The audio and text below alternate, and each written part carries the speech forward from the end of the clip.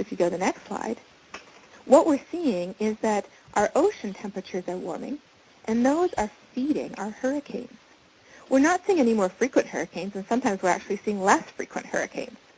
But what we are seeing is stronger hurricanes. If you go to the next slide, you see that hurricane power and ocean temperature go up and down together. And over time, the warmer our oceans have been getting, the stronger our average hurricanes. We're also seeing sea level rise, as we talked about before, from melting ice. By the end of the century, we could see sea level rise anywhere from about 10 up to 60 inches within the next 80 to 90 years. In the next slide, you see what areas this puts at risk in Florida and in other countries around the world, like Bangladesh, which stands to lose up to 50% of its rice-growing area. Even Bangladesh isn't in as bad a state as the island of Tuvalu, which stands to lose its entire nation over this century. The entire island could be gone. So if you go to the next slide, why should we care? Well, as Christians, we are told to love our Lord, the Lord our God, with all our heart. And the second commandment is to love our neighbors as ourselves. And today, it's our global neighbors, the poor and the people who are currently strangers to us, who are most vulnerable to harm from climate-related impacts. We are seeing these impacts today. And we are called to love the people who are experiencing these impacts. So the final question then to end with is, what can I do about this problem? To quote John Holdren, he put it very well. He said, we have three choices: mitigation, reducing our emissions; adaptation to the change that's coming; and suffering. We are going to do some of each. The question is what the mix is going to be. The more mitigation we do, the less adaptation will be required, and the less suffering there will be. How can we respond? Well, in our book, we argue that the only sensible response to climate change is to reduce our own contribution to the problem, to minister to the hurting, and to love our global neighbors as ourselves. The Apostle Paul reminds us that the only thing that counts is faith expressing itself through love. Now, all of this sounds fine, but what if you're up against that hard-nosed person who still is just saying, nah, I do not buy this. I do not buy that my global neighbor is being harmed. I see nothing wrong with anything that we're doing. Well, there's an argument for that. If you go to the next slide. What if they think climate change is a complete crock and they do not buy anything? Well, you know what? There are many good reasons to do something about climate change that have nothing to do with climate change. By reducing our reliance on coal and gas and oil, and by looking to clean, renewable sources for our energy, we would clean up our air and water. We would reduce our dependence on foreign oil. We would invest in our own economy and our own people, and we preserve our limited natural resources that are going to run out on us for future generations. So there are all kinds of reasons to do something about this issue. And many of them don't even have anything to do with climate change. I think that's a very powerful argument. So what can we do? Well, next slide. The first thing we can do is we can educate ourselves. We can find out why climate change is happening and why it matters, as we talk about in our book. We can find out how climate change is already affecting us where we live in the U.S. And this federal report that was commissioned by the Bush administration back 3 years ago does a great job of breaking out the changes in climate across the U.S. into individual regions. There's about 6 pages on each region. You can download it as a free PDF. And it's very easy to read with lots of nice pictures and graphs and things like that. And it explains that if I live in Reno, or if I live in Miami, or if I live in Boston or Portland, why should I care about climate change? That's what that explains. And then lastly, there's also good resources like this report by the Global Humanitarian Forum that explains how climate change is affecting our global neighbors outside of the U.S. So the first thing to do is to educate ourselves. Next, we need to prepare for what we cannot avoid. We need to conserve the resources that we have, and we need to protect ourselves from what we can, like the seawall that was built in Calcutta to keep the sea level back. The third thing we can do is we can reduce our own impact. It's hard to believe that a simple action like changing a light bulb could actually affect the planet. But here's the truth. If every U.S. household replaced just one traditional light bulb with a compact fluorescent, that would be equivalent to taking nearly 1 million cars off the road. If we replaced all of our most commonly used light bulbs with compact fluorescents, that would be enough to stop the increase in heat-trapping gas emissions from the U.S. But ultimately, we do need to go farther. And so number 4 is we need to support fundamental change. We need to stop relying on dirty, inefficient, and outdated ways to get our energy. And we need to start looking for new ways to get our energy that will give us clean air and water, that we can generate right here where we live, and that are never going to run out on us. That is true energy security. So to end with, 2 notes of hope. First of all, change is happening.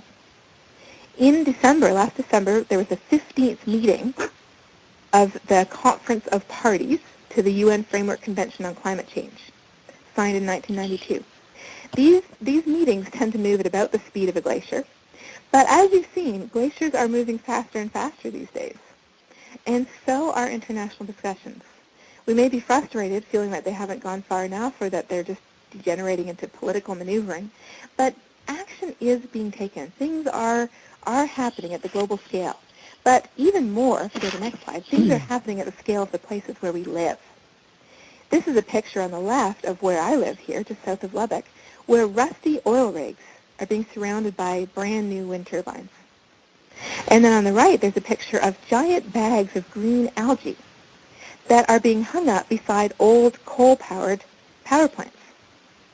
And you're pumping the CO2 from those power plants into these bags of algae, which can then be turned into biofuel. Continental Airlines ran its first commercial jet flight, I think just a couple months ago, using biofuel from algae, and they found that they didn't have to make any changes to the engine, and in fact it ran more efficiently than using fossil fuels. So change is possible, and change is a good thing. And that's what I think we need to remember. So for more information, I've got my websites here at the back, and I'd be happy to take any questions now. Thank you. Well, thank you, Catherine. That was a great, informative presentation. So I'm now going to open it up to questions. And if you have questions for Catherine, just state your name, where you're calling from, and briefly frame your question, so that we can have as much opportunity for different questions as we can. So, who would like to jump in and throw a question at Catherine? Hi, this is Dick Kroger up in Wyoming, and I always hear the argument, well, the Antarctic ice isn't melting. Fill me in on that.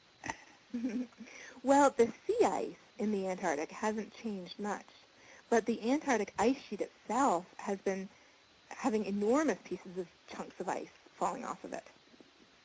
So really, when we look at the big picture, we're seeing major changes. So to focus on, see what people do, this is another example of cherry picking. They look over the entire world and they comb these 26,000 different independent lines of evidence that we've got, and they find the 1 or the 2 that are not showing changes consistent with warming. And they point to those and they say, look at that, how can you explain that? It can't be warming. And in doing that, they're ignoring 25,999 other lines of evidence saying, yes, it is. So that is the basic problem. Okay, who'd like to go next?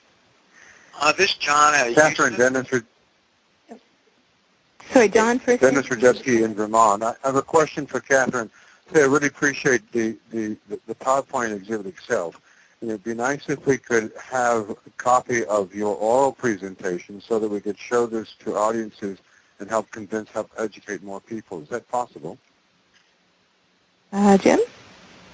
Sure, certainly. Yeah, this presentation is on our website, and we're going to keep it there. And of course, you're free to download it and use it for your own purposes, assuming that's okay with Catherine, and use the information if you will. I believe a John had a question. John, yeah. You go ahead. This is John Burlinghoff. I'm a Sierra Club member out of Houston. The big question I've always heard is whether the carbon, the methane, is a leading or a lagging indicator. And I've read all sorts of stuff about that on both sides. Yes, that is a very common question. And we do go into it in our book in some detail, but the basic answer is this. When you look at the ice core records, that's what people use to make that argument, you see that the transition from an ice age to a warm interglacial period was actually initiated by changes in the shape of the Earth's orbit around the sun. So the Earth actually started to get more energy from the sun, and that's what initiated the climb out of the Ice Age. And so what happened was, as the Earth got more energy from the sun, the Earth's temperature warmed. So temperature came first. But temperature changed by about a third of the whole difference between the Ice Age and the interglacial period. So temperature warmed by about a third, and then what happened? Well, a warmer Earth caused massive amounts of carbon dioxide and methane to be released from the ocean and from frozen ground and from the biosphere and forests. And that release of carbon dioxide and methane from the planet was actually responsible for the next two-thirds of the warming. Because once it was in the atmosphere, it trapped more heat. Mm-hmm. How come one never hears that in the media? And I read a lot on it. I don't know. I'm happy to say it, but that is the state of the science. It's been shown very clearly. So rather than reassuring us that temperature came first and then CO2 came after, that actually makes us very, very worried, because what that shows us is that an initial warming, whether it comes from the sun or whether it comes from human causes, an initial warming is typically amplified by a factor of 3 by natural causes. And when I showed you all those temperature projections I showed you, those do not include those amplifications. So that actually makes us very, very nervous. We could be looking at changes 3 times greater than what our climate models are telling us. Okay, thank you. Okay, who'd like to go next? This is Don Walden from Dallas. If I correctly understood you, about the middle of your presentation, you said that the climate change was increasing faster in areas of the world where there are fewer people. How do you explain that? The reason why is because, for example, up in the Arctic, which is one of the places that's increasing fastest, they have these feedbacks happening where most of the Arctic is covered in ice and snow, which is very white and very reflective. So the Arctic tends to reflect a lot of the sun's energy. But as it melts, a lot of that warming temperatures goes into melting the snow and the ice. And so when it melts, it exposes the dark land or the dark ocean underneath. And that dark surface absorbs a lot more of the sun's heat than the shiny white ice did. And so as you melt the stuff back, it is absorbing more and more of the sun's energy than it used to. And so it's heating up faster and faster because of this amplification effect. Okay. Thank you, Catherine. Who'd like to